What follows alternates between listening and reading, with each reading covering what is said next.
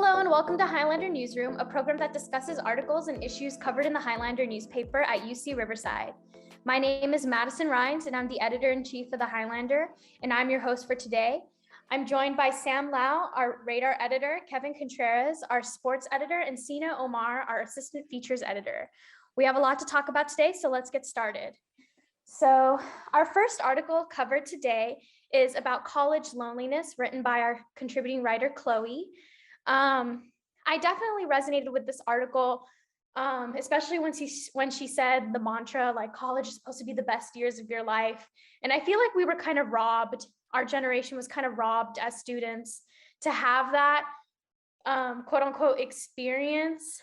So reading the article kind of bummed me out personally, but I'd like to know your thoughts on it. So I'll pass it on to Sam. Yeah, I mean, personally, the opening, like you said, the opening line, college is the best 4 years of your life. That's what we always hear.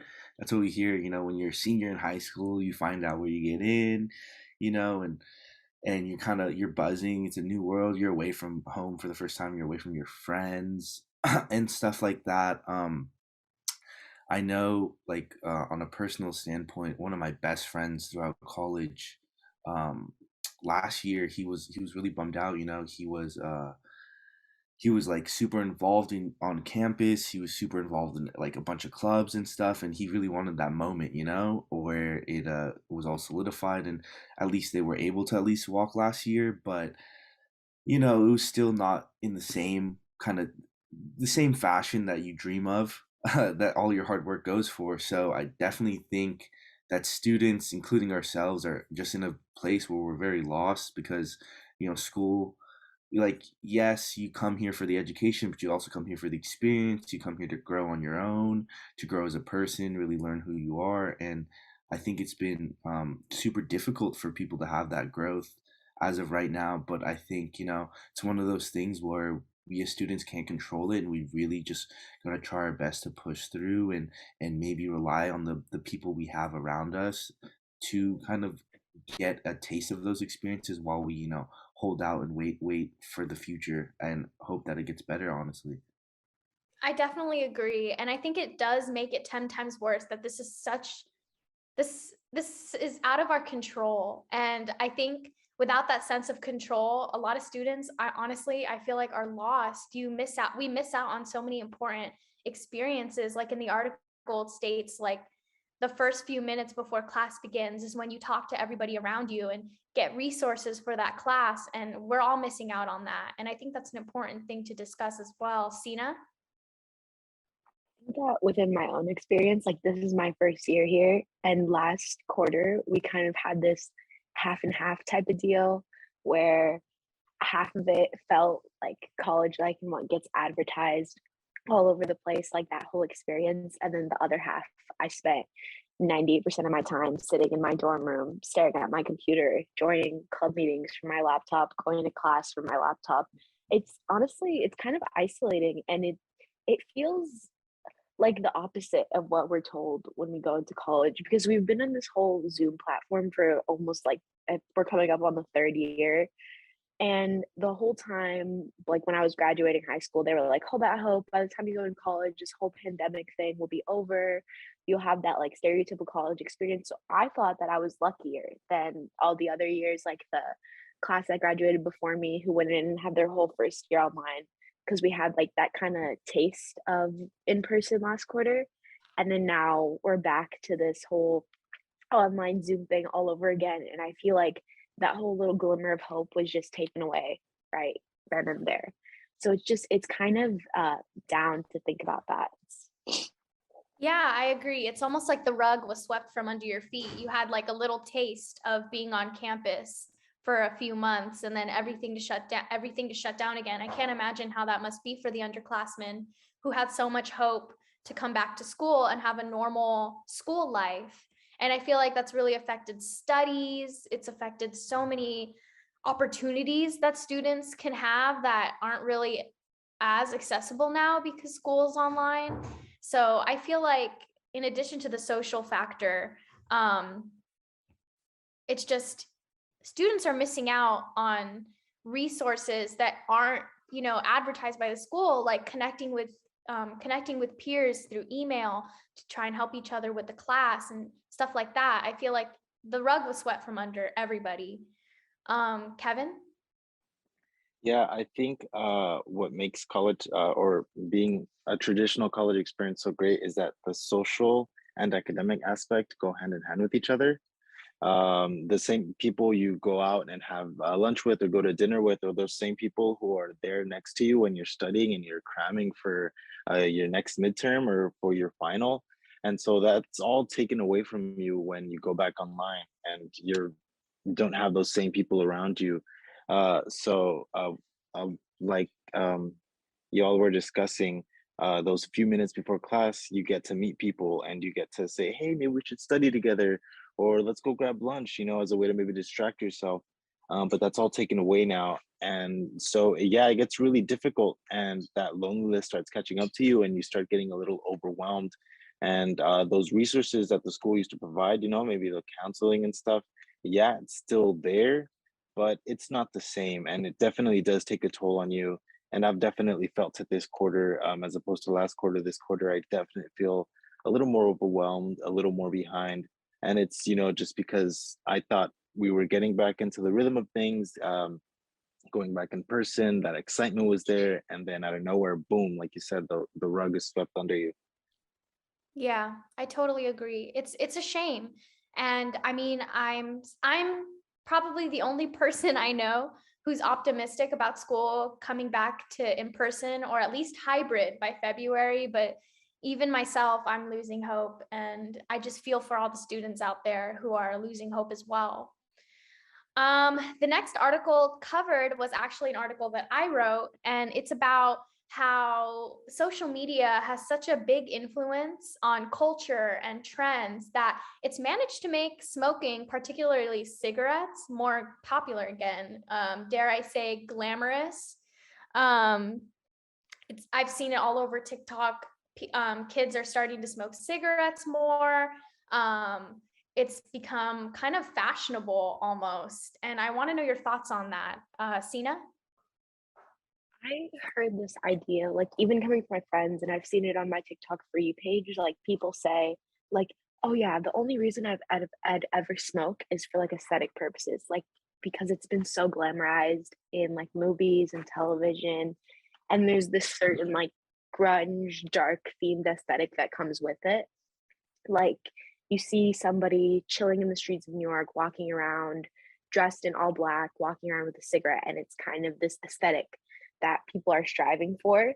And I honestly thought that for the past 30 years, and it says in the article too, that smoking was on the decline. We were going to be like the generation that overcomes smoking and like puts an end to it type of deal. But apparently it looks cool, so it's not bad for your lungs anymore. Yeah, and it almost begs the question, how far are people willing to go to keep up with trends and keep up with aesthetics? I know that I've been seeing a lot about the return of 2014 and like the return of that aesthetic. And that's great. Like, I mean, that was our childhood, but we need to acknowledge that there was a lot of negative things from 2014 that we should not be bringing back. Stuff like cigarettes, of course, and other things like eating disorders and just having such a negative self-image, and being sad. That all ties into 2014. And I feel like some people don't really realize that that's what they're bringing with them. Sam? Yeah, I definitely agree. I feel like it's so glamorized in, media and like you said on social media, different platforms and stuff. And I feel like social media is so connected now too. Like even if you're not on like a super popular app like TikTok, you'll still somehow see it if you have any form of social media. And I feel like, these things might start as an aesthetic thing or, a cool thing. And then it turns to a real addiction is the problem is people I feel like aren't understanding what they're getting into necessarily.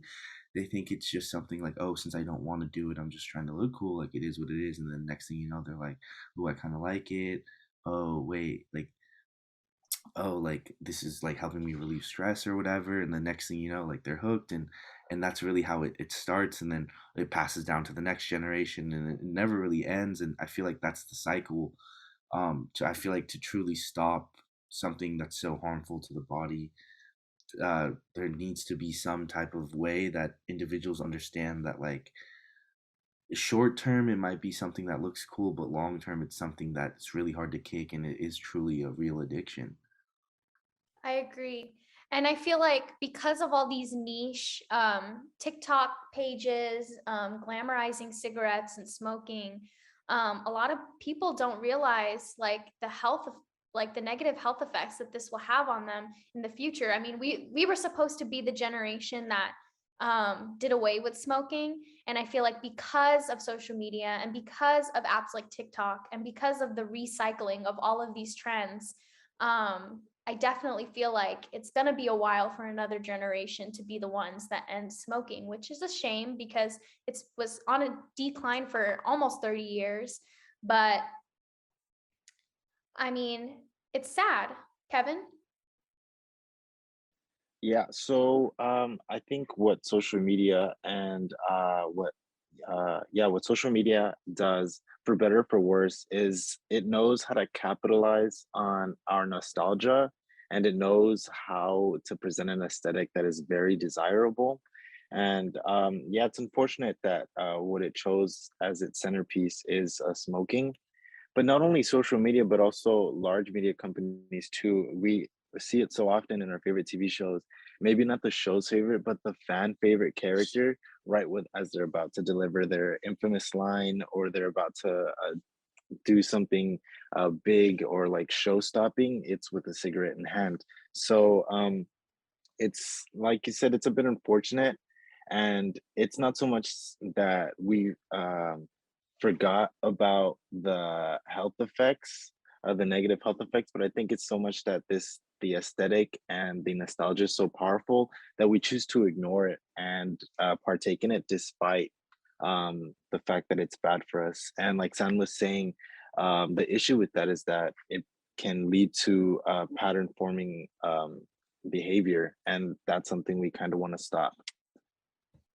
I agree. And unfortunately, I feel like smoking, like I said in my article, smoking will continue, unfortunately, to be on the rise and to be on a steady incline because of TikTok and because of social media. And I am not very optimistic that things will change unless, like I said in my article, it becomes trendy to be healthy again, or it becomes trendy to, live well. So that's very concerning that, our generation is so, the trajectory of our lives are so, you know, controlled by these social media apps. And it's insane to me. I never thought I'd see the day where smoking would be camp. And it's just insane to me.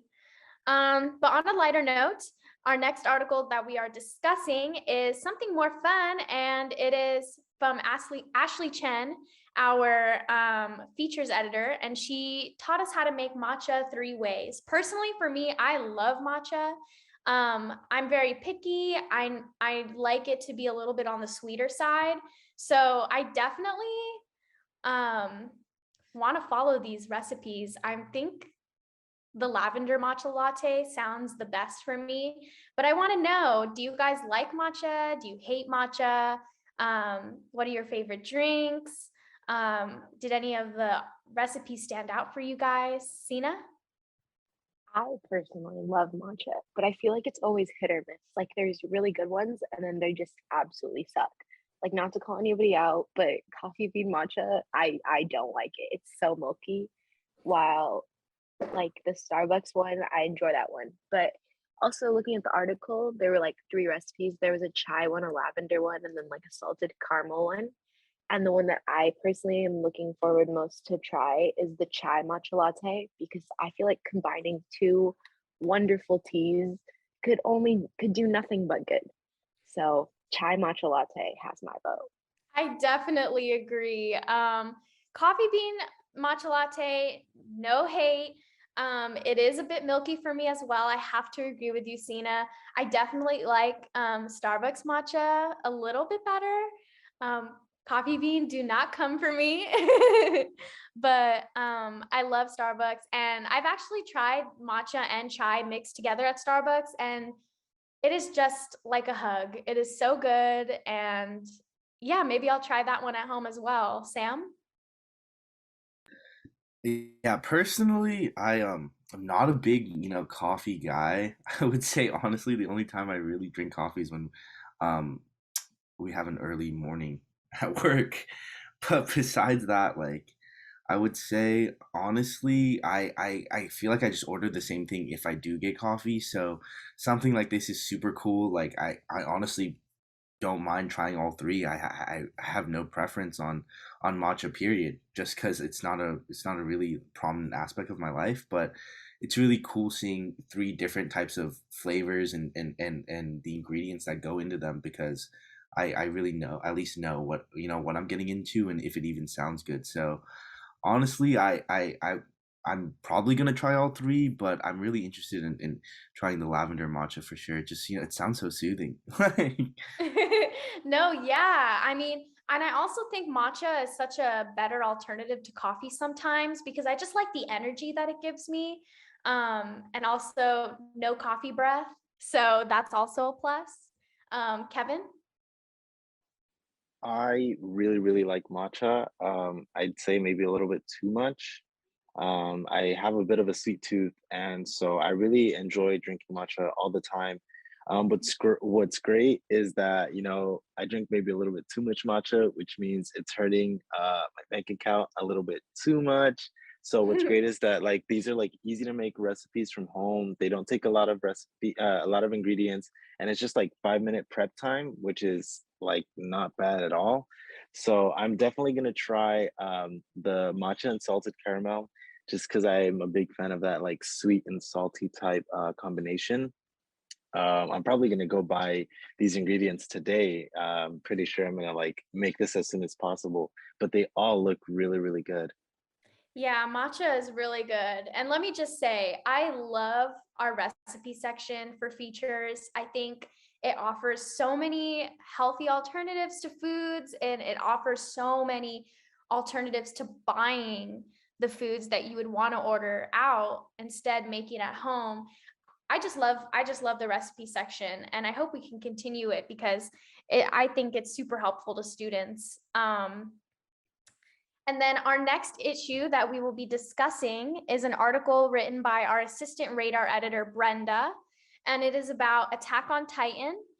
Personally, I have only seen a few episodes of the first season, so I know the characters, but I don't know a lot about well, I know the plot, the general plot, but I have not seen a lot of it. But from what I have seen, the artwork is just outstanding. I mean, frame by frame, it's just the action scenes, they're also well drawn, and I might have to start watching more of it.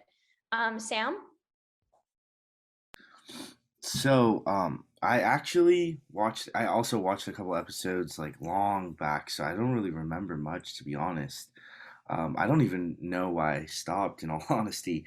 But I read the article, and it honestly intrigued me again. And I think that, especially in a time like now when we do stay home more often than we might like to, having like new things to watch, and even new types of TV to watch, like anime, is really interesting, and I can't wait to dip back into it. Um, I loved the article. I thought it was really exciting. I thought I'd give a good look in, but not too much necessarily, where it might make me like be like, oh well, I already know what happens. Like I feel like I still am interested in seeing more and seeing it for myself. So I definitely, I would recommend, if anyone's feeling like they don't necessarily know what to like watch, and they're just like, oh, I've been watching the same things, that they might want to dip into this and try it out, and maybe they could even fall in love into the world of anime, because it's so diverse and so big. Yeah, I agree. And then Also, the way she describes the main character, Aaron, would you say, Sam, that he is an anti-hero? Yeah, I mean, it's for me, it's like kind of a toss up. I feel like I am gonna have to say yes, especially with how he's described, just because, you know, an anti-hero doesn't necessarily, I feel like when it comes to that, isn't necessarily someone who's like, oh, he just gives off a bad vibe, but it's like why they make decisions. I feel like anti-hero's a mentality more than anything, and that's definitely the vibe that I would get from reading this is, um, Aaron's a little more on the side of selfish, like Yeah, making. he's a little unhinged. Yeah, for sure, 100%. Yeah, I agree. These characters are very complex, and I love the way Brenda described them. I want to watch it now for sure and complete it. Sina? I've never really been like a huge anime buff, but I watched like one episode of Attack on Titan in like the eighth grade because all my friends were talking about it, and I was like, I want to be included. So I watched an episode. I don't remember why I stopped. I don't think it was because I particularly disliked it. I just think I've never been that into anime. But honestly, after reading this article, I might pick this show back up again because the way that Brenda described it, it just seems like so interesting. And it kind of reads like a Netflix special or something, one of those shows that they always post that people get addicted to so fast. But I don't know, I might have to test the waters of anime again. Yeah, definitely. I've never been a huge anime buff myself either, but this show seems to be really good and I would love to give it a try. Kevin? Yeah, so I'm very late to the party. I like have not seen Attack on Titan at all, but I hear about it all the time. My little brother's always like, "Oh, you gotta watch it. You gotta watch it." And so I've been like having a whole bunch of Attack on Titan videos pop up on my explore page. And so just see reading this article was just like the final sign to motivate me to watch it. And so just reading from her description, like seeing, I'm a big fan of unhinged characters just because they're always funny to watch. They like they create their own problems and then they have to solve it. So that's kind of like what this sounds like. Plus, I'm really big into like action, and seeing that like in an anime format really really appeals to me. So I think I'm gonna have to start watching Attack on Titan. I'm in need of a new show anyways.